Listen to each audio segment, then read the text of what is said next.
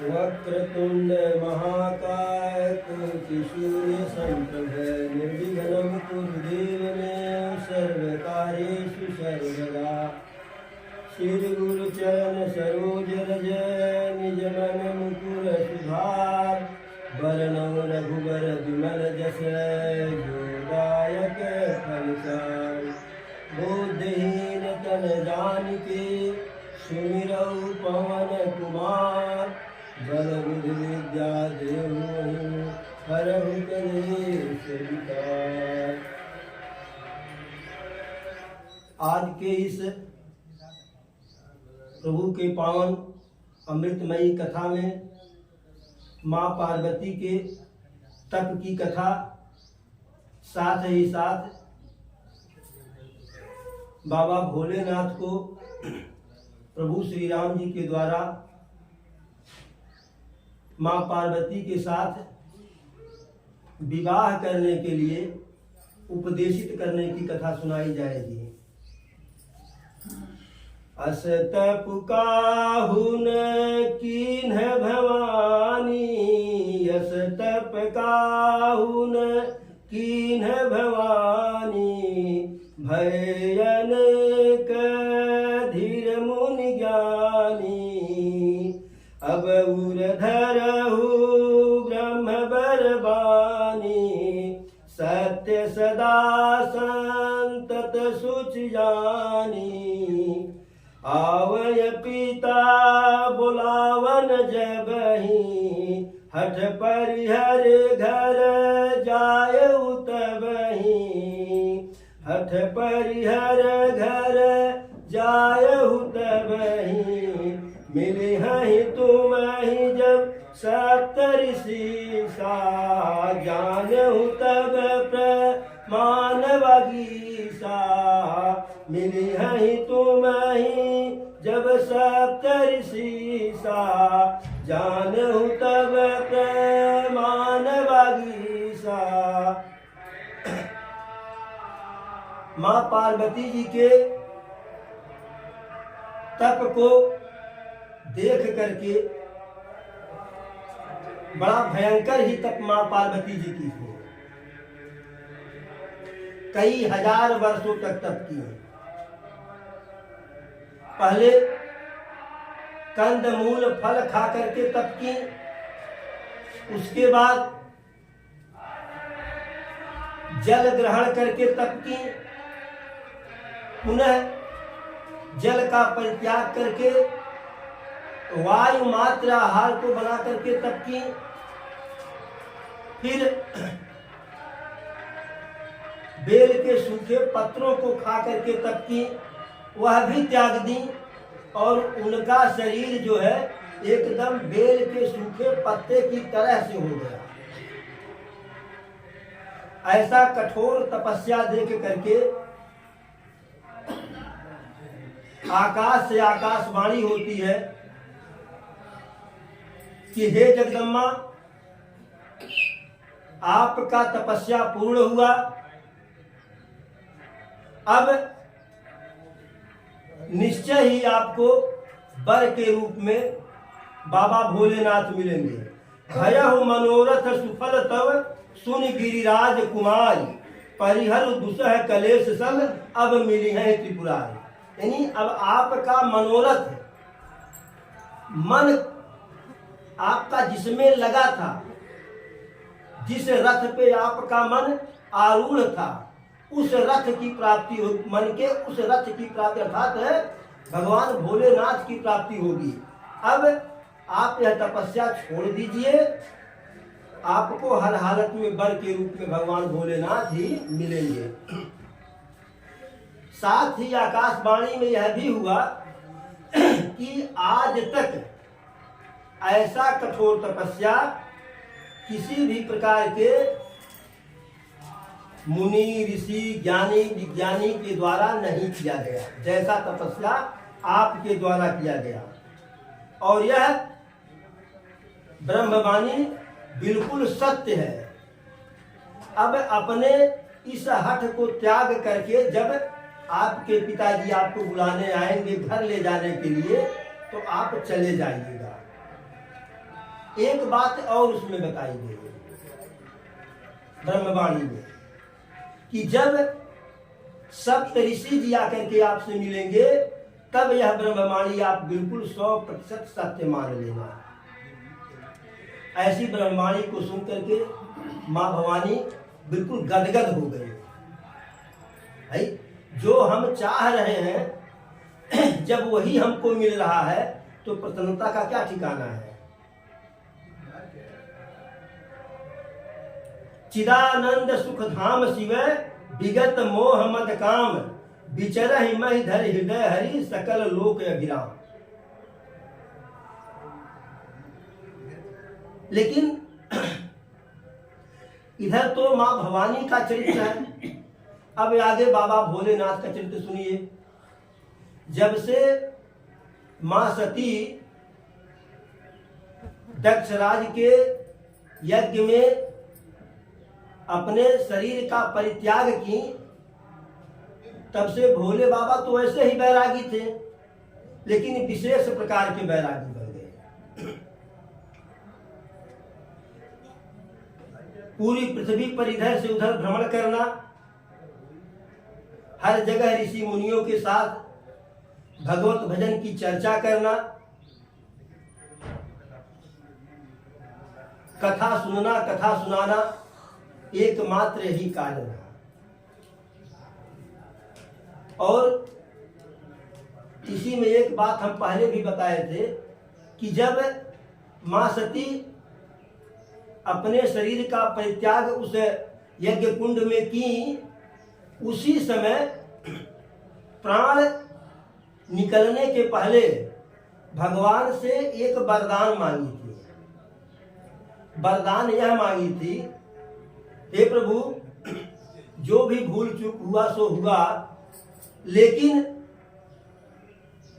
जब जब हम इस संसार में आवे जीवन साथी के रूप में भोले बाबा को ही पावे। वह तो मां सती थी, हमारे यहाँ वैसे ही 7 जन्म का कम से कम रिश्ता होता है। दुनिया के ऐसे किसी संस्कृति में नहीं है कि 7 जन्मों का रिश्ता।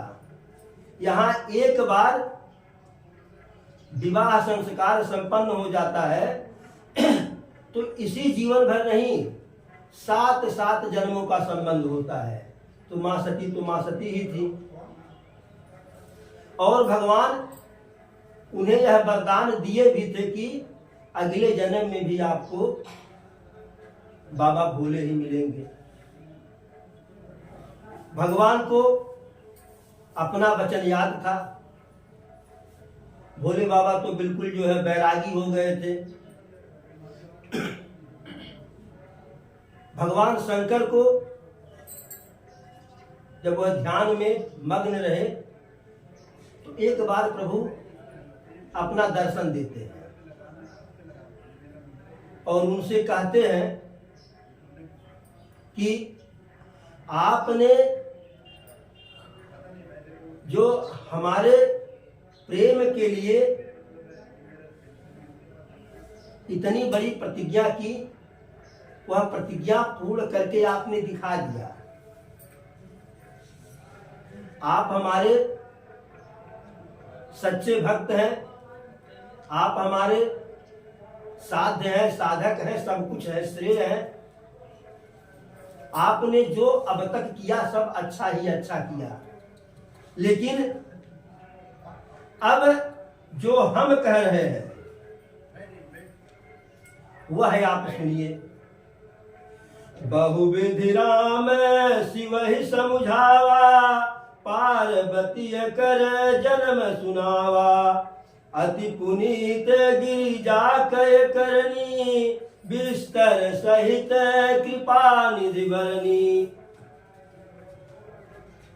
राघव सरकार बाबा भोलेनाथ से कहते हैं कि वही सती जी जो सती हुई थी इस जन्म में हिमाचल के यहाँ पार्वती के रूप में दूसरा जन्म ली है और आपको जीवन साथी बनाने के लिए बड़ा कठोर तपस्या की है और हमारे कहने से आप उनसे इस जन्म में भी पानी ग्रहण कर लीजिए। अब विनती मम सुनहु शिव, जो मोह पर निज नेव, जाई बियावहु शैल सही, यह मोहि मांगे देव। कि हे भोले बाबा, आपसे यह हमारी प्रार्थना है, यदि आपका हमारे ऊपर हम में सच्चा प्रेम है तो जो मैं आपसे मांग रहा हूं वह वरदान, वह वचन आप हमको प्रदान कीजिए। और वरदान क्या मांग रहे हैं, अपनी बात क्या कह रहे हैं कि अब आप यह इस प्रकार का वैराग्य त्याग करके जा करके मां पार्वती से विवाह कीजिए। बाबा भोलेनाथ कहते हैं कि एक बार तो विवाह किए थे, सांसारिक जीवन वैसे बड़ा सुगम नहीं होता है, किसी तरह से उस झमेले से हमको छुटकारा मिला और आप फिर भी वही कह रहे हैं।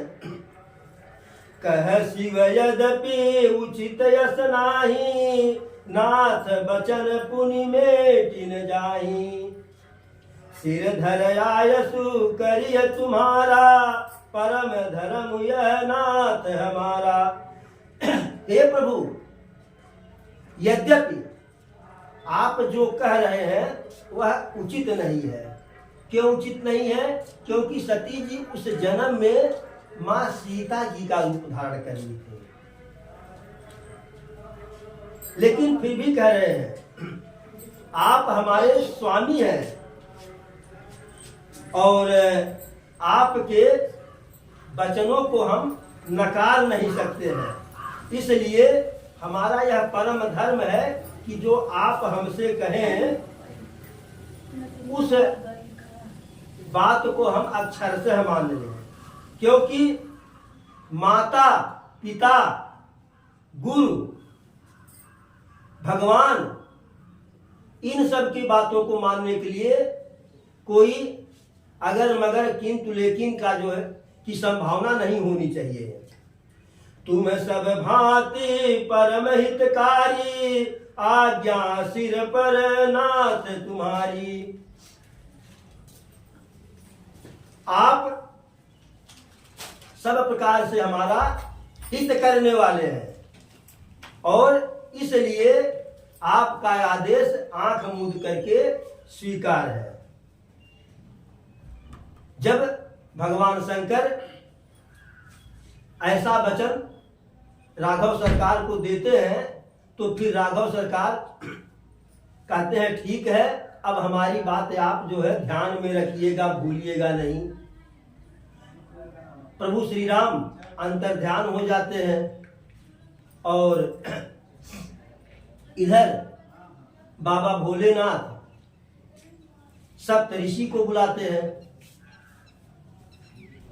और कहते हैं कि भाई देखिए, हमारी इच्छा नहीं थी, जैसे लोग कहते हैं ना कि बाबू बियाह कैले कोनो मन नहीं रहल है, लेकिन अब पिताजी कह दे, माता जी कह दे, बड़की भौजी कहे कैसे न कही, तो हमार तो तनिको भर मन नहीं रहल है शादी करे के। लेकिन अब प्रभु के बात ये शादी करे, लेकिन आप जा करके भगवती का उनके प्रेम की परीक्षा लीजिए। क्या सच्चे मन से हमें जीवन साथी के लिए स्वीकार करना चाह रही हैं? सप्तऋषि जी वहां से गए मां भगवती के पास, तपस्या करते हुए देखे तो कहने लगे कि क्या कर रही हैं? तो मां पार्वती जी कहती हैं कि हे मुनिराज, यदि मैं अपने मन की बात आपको बताऊं कि मैं क्या कर रही हूं, किस लिए तपस्या कर रही हूं, तो आप सिवाय हंसने को और कुछ नहीं करेंगे। और हमारा अविवेक तो देखिए, हम पति के रूप में शंकर को चाह रहे हैं और उनके लिए जो है यह तपस्या कर रहे हैं। इतना उनका कहना क्या था।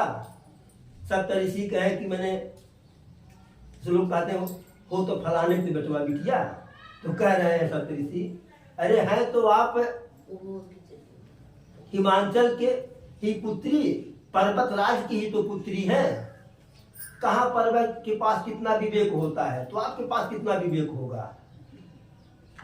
और नारद जी के कहने पर आप तपस्या कर रही हैं। ये बताइए, नारद जी के कहने पर या उनकी बात मानने पर आज तक इस संसार में किसी का कोई भला हुआ है कि आपका भला होगा। एक बार पंचों के कहने पर, लोगों के कहने पर सती के साथ विवाह कर लिए थे और फिर अवड़ेर करके, अवड़ेर आप लोग जानते हैं ना, कलह करके उनको, उनके साथ ऐसा कलह किए कि वह पिता के घर गई और उनको अपने प्राणों का अंत करना पड़ा। काहे बौलाई हुई है। अगर आप चाहें तो हम आपके लिए इससे बहुत ही बढ़िया बल खोजे हैं, एकदम सुंदर मुंदर, हर गुणों का खान, जिनके गुणों का बखान हर जगह होता है, हर साधन से संपन्न। तो मां पार्वती जी पूछी, मैंने बताइए, तो कहे भगवान विष्णु। तो मां पार्वती जी कही कि नहीं, ऐसा नहीं होगा, आप आने में थोड़ा सा विलंब कर दिए। कहे काहे, कहे थोड़ा सा आप विलंब कर दिए। कहे काहे, क्या कर दिए विलंब। तो ये गीत है ना, लगन उनसे लगा बैठी, जो होगा देखा जाएगा। लगन उनसे लगा बैठी, जो होगा देखा जाएगा। उन्हें अपना बना बैठी, जो होगा देखा जाएगा। मां पार्वती जी कहती हैं कि अब तो यह विवाह की बात नहीं है, यह बात प्रेम की है। और आज लोग कहते हैं ना प्रेम अंधा होता है। अरे सतयुग और त्रेता युग से ही प्रेम अंधा है। तो मां पार्वती जी कह रहे हैं कि प्रेम की बात है, प्रेम उनसे हो गया है। अब चाहे उनमें लाख बुराई हो, उनके घर भोजन मिले या न मिले, रहने के लिए घर है ऐसे कोई मतलब नहीं है।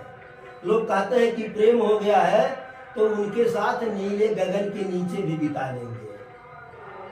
और अगर आपको इतना ही दो लोगों के बीच में रिश्ता लगाने का मन है, इच्छा है, तो संसार में बहुत सी कुंवारी कन्या है और बहुत से वर हैं।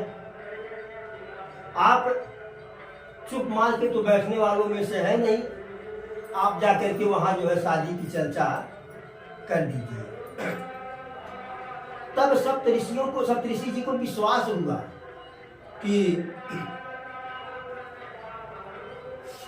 यह मां पार्वती जी सच्चे हृदय से बाबा भोलेनाथ को प्राप्त करने के लिए तपस्या कर रही हैं। तुरंत मां भवानी के चरणों में गिर पड़ते हैं और कहते हैं कि आपका प्रेम बिल्कुल सच्चा है और पति के रूप में बाबा भोलेनाथ मिलेंगे, और अब जब पिताजी आएंगे तो उनके साथ चली जाना। हाँ, एक बात और सुन लीजिए, जब भी जैसे ये कथा हम कह रहे हैं तो इसमें हमारी कोई विशेषता नहीं है, प्रभु श्री राम के कथा की विशेषता है। जब भी जीवन में अवसर मिले कथा सुनने का तो कथा सुनना चाहिए। कथा सुनने से कल्याण होना ही होना है। प्रभु श्री राम की कथा 2 बार सुनने का अवसर मां सती जी को भी मिला था। एक बार ये अवसर मिला, एक बार त्रेता युग माही, शंभु गए कुंभ जरि सिपाही, संग सतीय जग जननी भवानी, पूजय ऋषि अखिलेश्वर जानी। हालांकि कथा पहले सुनाई जा चुकी है। तो एक बार त्रेता युग में मां सती को प्रभु श्री राम की कथा सुनने का अवसर मिला था। बाबा भोलेनाथ मां सती को साथ में लेकर के गए थे कथा सुनाने के लिए। लेकिन वहां देखे जैसे कथा हम कह रहे हैं तो चाहे हमारे पास ज्ञान कम हो चाहे अधिक हो, लेकिन ऊंचे आसन हमारा ही रहेगा। श्रोता चाहे कितना भी विद्वान हो, उनका आसन हमसे नीचे रहेगा। लेकिन वहां स्थिति विपरीत हुई। भगवान भोलेनाथ को अगस्त ऋषि अपने आसन पर बैठाए और खुद उनके चरणों में बैठ गए। यह दृश्य देख करके मां पार्वती को लगा कि भाई, वक्ता जो होता है श्रेष्ठ होता है, श्रोता से ज्ञानी होता है। यहाँ तो श्रोता ऊपर बैठा है, वक्ता नीचे। इसके मतलब है हमारे प्रभु जो जानते हैं भोलेनाथ, उनसे कम ही ये जानते हैं। वहां कथा में उनका मन नहीं लगा। अगर कथा में मन लगा होता, कथा कायदे से ध्यान से सुनी होती, तो कथा में सुन ली होती कि प्रभु की माया का हरण रावण के द्वारा किया गया। कथा सुनी नहीं, इसलिए उसका ज्ञान नहीं रहा। एक बार कथा का अवसर वहां छोड़ दिए।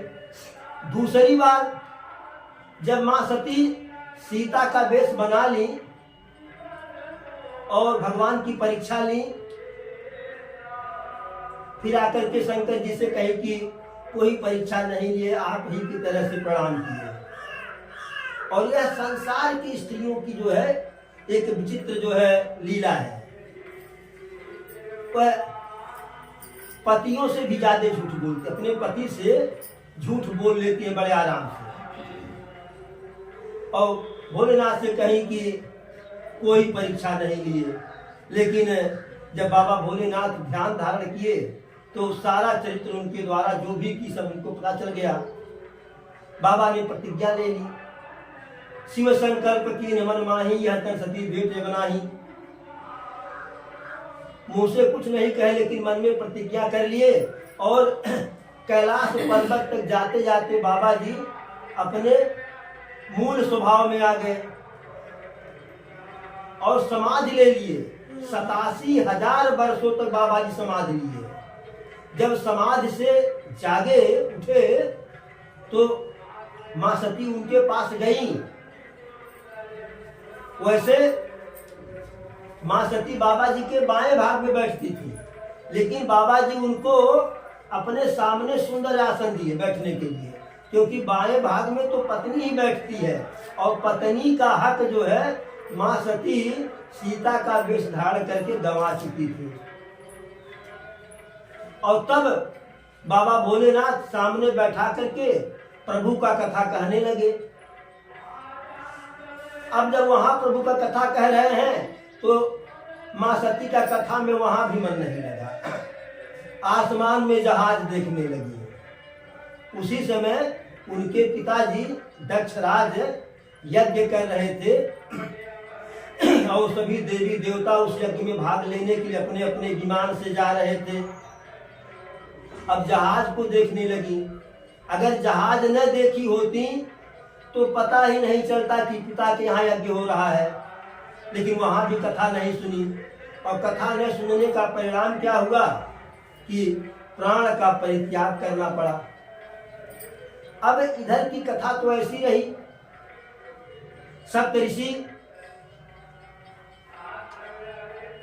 गिरिराज को, हिमांचल को कहे कि जा करके अब माँ पार्वती को घर लाइए।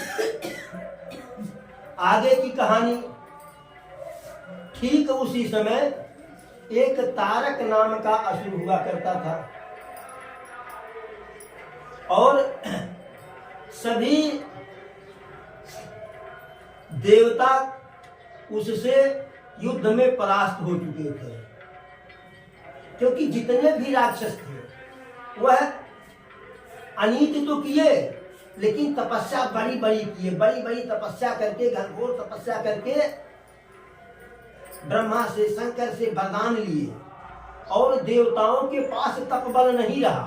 सिर्फ एक शंकर जी को छोड़ दीजिए, ब्रह्मा जी को छोड़ दीजिए, विष्णु जी को छोड़ दीजिए, बाकी किसी देवता के पास तप का बल नहीं रहा। और तप का बल न होने के कारण यह देवता प्रायः असुरों से हार जाते थे। तो यह हुआ कि यह असुर, इस असुर का निधन कैसे होगा? तो हुआ कि असुर का निधन होगा, लेकिन जब शंकर जी के द्वारा मां पार्वती से पुत्र पैदा हो। अब बाबा भोलेनाथ तो जो है बिल्कुल लीन है भगवान में, विवाह कैसे हो? तब ब्रह्मा जी कहते हैं कि यदि कामदेव को बुला करके कामदेव को की स्तुति की जाए, उनको बुलाया जाए और उन्हें बाबा भोलेनाथ के मन में क्षोभ यानी क्रोध उत्पन्न करने के लिए कहा जाए, तो वह अपनी समाधि से जगेंगे और जब जगेंगे तब हम जा करके उनके ऊपर दबाव बना करके, भाई कोई व्यक्ति गहरी नींद में सोए, उसके ऊपर कोई कौन सा दबाव बनाएगा? जब वह जाग जाएंगे तब हम उनके ऊपर दबाव बना करके बलपूर्वक अपनी बात को अनुनय विनय से मनवा करके माँ पार्वती से उनका विवाह करवाएंगे। सभी देवता मिलकर के कामदेव की स्तुति करते हैं, कामदेव प्रकट होते हैं, उनसे अपना उद्देश्य बताते हैं। कामदेव कहते हैं ठीक है, आपकी सहायता तो हम करेंगे, लेकिन